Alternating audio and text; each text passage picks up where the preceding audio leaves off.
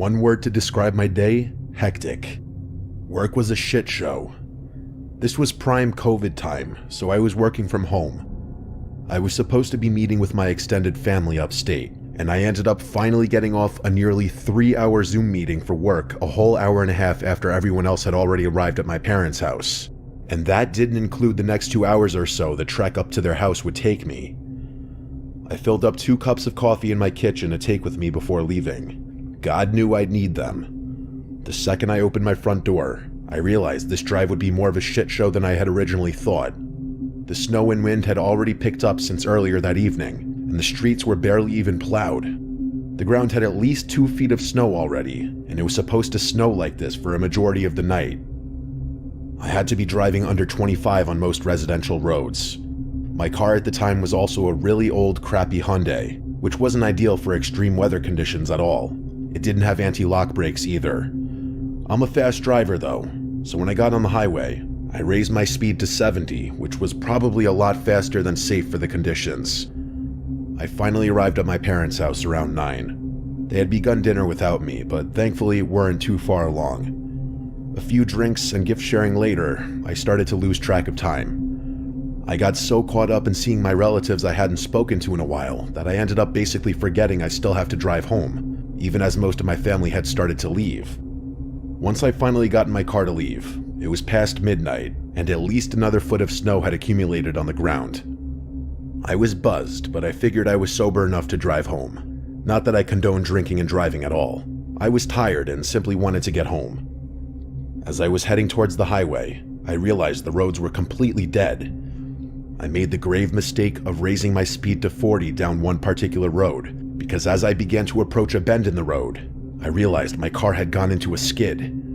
I tried not to panic, as this wasn't the first time I'd skidded. I started to steer into the skid and downshifted, but as I got even closer to the curve, and my car still wasn't slowing down, I started to panic. My car went straight off the side of the road and into a tree, and the airbag deployed. I was momentarily in shock from the force of the impact, but thankfully, I was relatively unscathed. My car was ruined though. The whole hood was buried in a bank of snow surrounding the tree I hit. No chance I was pushing it back onto the road or anything like that. The first thing I did was phone my roadside assistance company, and they said they'd send a truck to my location, but because of the horrible conditions, it could take up to 40 minutes for the truck to reach me. I was on a deserted road surrounded by forest and no houses for miles in either direction, so I decided to also call my parents and ask one of them to drive over and wait with me. My dad said he'd get in his car and drive over, so then I hung up and waited. As I was sitting there, I began to hear something over the sound of the wind howling outside. There were undeniably footsteps in the snow. I couldn't tell exactly from where, but they sounded somewhat distant. I opened the driver's side door and stepped out, looking over the roof of my car. I wasn't hearing footsteps anymore. Instead, I was hearing some new sounds. It was kind of hard to describe, but it sounded like some kind of wet slurping. I looked over to where I thought the sound was coming from, and I could see some movement by the tree line. It was dark as hell though, but I was pretty certain I was looking at a person. I called out, "Hello?" The sound stopped, but no one called back. I sat there for a few more seconds awkwardly, but no one ever responded or appeared to me. I couldn't see any more movement either. I was officially freaked out, so I got back in my car and locked the doors. What couldn't have been a whole minute later, I heard footsteps in the snow again outside. Then I heard something hitting the passenger side window, like a rock or something was thrown at it. I couldn't see out the passenger side window because it was covered in snow, or any of the windows for that matter. Once again, I opened the driver's side door and stepped out of my car. Checking my immediate surroundings, I made a disturbing discovery. There were boot prints in the snow, circling all around my car, and then leading away from my passenger side door into the woods. I felt sick to my stomach. I also noticed there were drops of blood in the snow. I opened my driver's side door and then grabbed my 9mm out of the glove compartment. Clutching it in my right hand, I began to follow the prints leading into the woods. At that moment, I was convinced someone out there was with me. As I followed the prints, the drops of blood began to grow larger. It looked like someone had been bleeding profusely. And then, I saw some dark mass lying in the snow just past the tree line.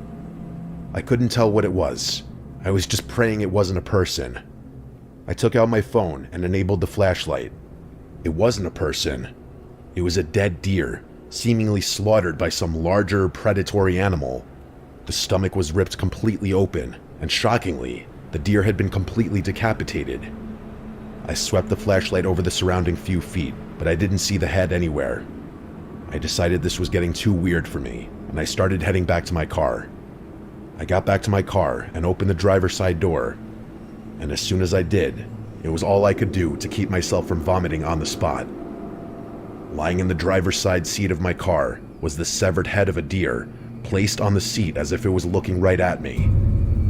I booked it out of there and made it a few minutes down the road before headlights appeared in the distance. I ran towards the car, waving my hands and shouting like a madman, still holding my handgun. Thankfully, it was my dad, and he stopped the car and asked me what the hell I was doing. I got in the passenger seat and explained everything to him, and I kid you not, he literally didn't believe me.